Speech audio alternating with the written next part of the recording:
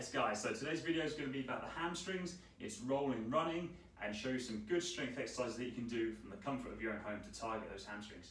So the hamstring is the secondary muscle in hip extension. So we know the glute max is the main muscle group for hip extension, but the hamstrings is that secondary muscle there.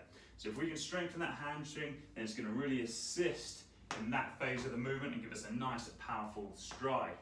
We're going to do some exercises that work the hamstring eccentrically as well, which is when the muscle lengthens, because that is one of the most common places where the hamstrings will get injured. The hamstrings also help with knee flexion, which is where we're bringing the heel up towards your bum there, which kind of happens quite naturally in running anyway, but I'll show you some hamstring exercises which are hip dominant and knee dominant. So this first exercise is going to be a hip dominant hamstring exercise, okay? Again, we're going to work the muscle eccentrically here, so I want you to do a slow controlled portion on the eccentric phase as the muscle lengthens. Okay, so this is going to be a RDL, so I've got a kettlebell here, but you can use anything really, anything with a bit of resistance. What I want you to do, stand with the feet about hip width apart, so we don't need too much of a wide stance. Knees should just be very slightly soft, but then we're not going to bend the knees any more than that. From there, keep the shoulders pinned back. I want you to hinge at the hips, so pushing those hips behind you, keeping the kettlebell nice and close to your shins as we go down.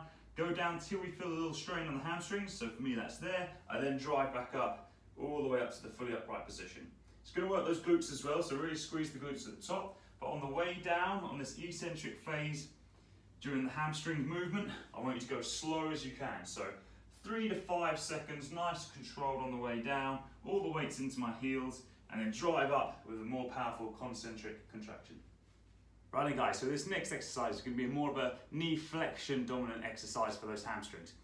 I'm going to use a foam roller, but you can do this with just a towel if you've got a nice slippery kind of surface to do it on.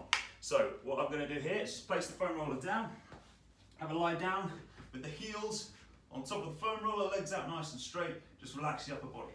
First thing is drive your heels into the roller, pushing the hips up so our hips are off the floor. Straight away it's going to engage your hamstrings and your glutes.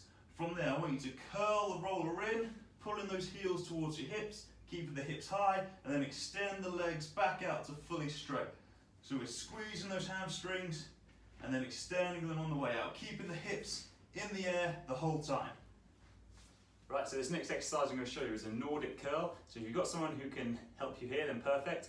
If not, if you've got a resistance band and a stable, something stable to hook it round, you can do that as well. But let me show you the exercise first. So Sarah's going to put the pressure down on my ankles there. I'm going to get my hips into extension, squeeze the glutes, hands across the chest, and slowly lengthen my hamstrings until I go to the floor. Obviously, make sure you catch yourself without face planting the floor. Just bring yourself back up to the start position and repeat that process nice and slow as we let those hamstrings lengthen down. Trying to keep that tension there the whole way through, smooth and controlled.